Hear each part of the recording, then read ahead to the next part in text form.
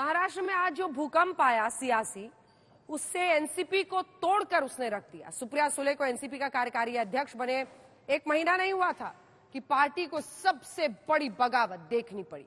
अब लड़ाई पार्टी को बचाने की नहीं है, अब लड़ाई सिंबल और नाम को लेकर शुरू हो गई है। दोनों पक्ष का दावा है कि पार्टी पर उन्हीं का अधिकार है।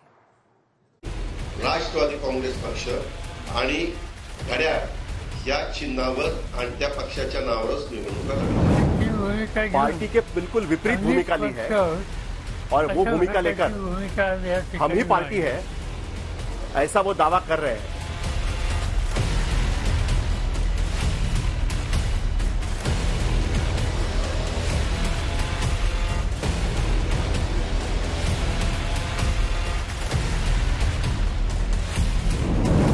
अजीत पवार की बगावत का महाराष्ट्र में कितना असर पड़ेगा? शरद पवार अब आगे क्या करेंगे? शरद पवार के पास पार्टी बचाने के लिए क्या विकल्प है? क्या एनसीपी अब पूरी तरह से अजीत पवार की हो जाएगी? महाराष्ट्र की सत्ता के खेल में राष्ट्रवादी कांग्रेस पार्टी के सामने भारी संकट खड़ा हो गया है। अजित अनंतराव पवार गांभीर्यपूर्वक दृढ़कथन करतो की अजीत पवार के उप मुख्यमंत्री पद की शपथ लेने के बाद राजनीतिक पारा पूरी तरह से बदल चुका है। 2019 के विधानसभा चुनाव में एनसीपी ने 54 सीटों पर जीत हासिल की थी। एनडीए का दामन थामने के बाद अजीत पवार ने दावा किया है कि उनके पास 40 विधायकों का समर्थन है।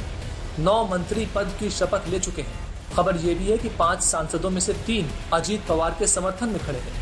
अगर ये सही है तो एक तरह से अजीत पवार का पक्ष मजबूत होता है। ऐसा इसलिए भी क्योंकि अभी अजीत पवार विधानसभा में विपक्ष के नेता भी हैं। अभी राष्ट्रवादी काँग्रेस पक्ष आणि घड्याळ या चिन्हावर आणि त्या पक्षाच्या नावावरच निवडणुका लढवणार। महाराष्ट्र में सियासी खेल के बाद अब सुप्रिया सुले और उद्धव ठाकरे एक ही पायदान पर खड़े हैं। अभी कुछ दिन पहले शिवसेना प्रमुख के पैरों तले जिस तरह से एकनाथ शिंदे ने पार्टी की सियासी जमीन खींच ली थी और सीएम बन गए थे, ठीक ऐसा ही कुछ सुप्रिया सुले के साथ हुआ है। भविष्य की एनसीपी चीफ होने का सपना देखे उन्हें जुमा 8 दिन ही हुए थे कि पार्टी के ही लोग उनका साथ छोड़कर चले गए। जो सवाल उपस्थित किए गए थे उसके पहले ही कुछ साथियों ने पार्टी के बिल्कुल विपरीत भूमिका ली है और वो भूमिका लेकर हम ही पार्टी है ऐसा वो दावा कर रहे हैं। अब लड़ाई है पार्टी का वजूद बचाने की, अब लड़ाई है नाम और निशान वापस पाने की, अब लड़ाई है संगठन को फिर से कद्दावर बनाने की। कुल मिलाकर कहानी ये है कि अपने इशारों पर पार्टी को चलाने का शरद पवार का सपना फिलहाल चकनाचूर हो गया है।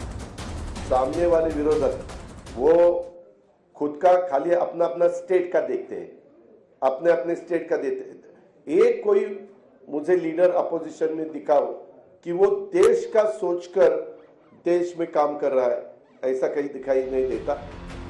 ऐसा भी नहीं है कि अजीत पवार जो दावा करते रहे हैं वो आसान है। आंकड़ों के दावे और हकीकत में पेंच फंसा हुआ है।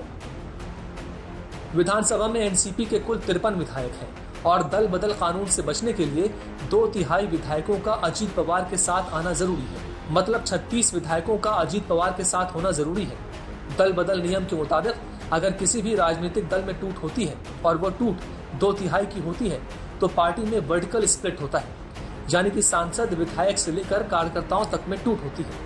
तो चुनाव आयोग बड़े खेमे को मान्यता दे सकता है, जैसा कि एकनाथ शिंदे के मामले में किया गया। तुम्ही 5 मिनिटांपूर्वी तुम्ही विचारत होता की त्यांना पक्षाचा अध्यक्ष करायचं, आता म्हणता भाजप होतो, नक्की काय तो? पण सातत्याने हे होतंय, हे थांबवलं पाहिजे कुठेतरी। शेवटी सर्व आपण आहात। नाही, त्याच्यासाठीच 11ची बैठक, आमची 6ची बैठक आहे ना।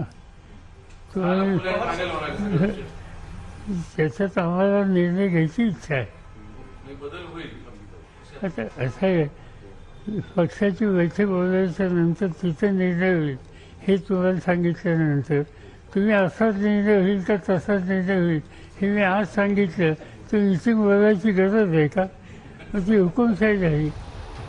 भतीजे अजीत पवार ने अपने फैसले के बाद बहुत सख्ती से अपने चाचा को समझा दिया है कि महाराष्ट्र में अब उन्हें छेड़ने की कोशिश न की जाए। अजीत पवार को कमजोर, कमतर और कम अकल समझने की शरद पवार की भूल उन्हें शून्य पर न पहुंचा दे।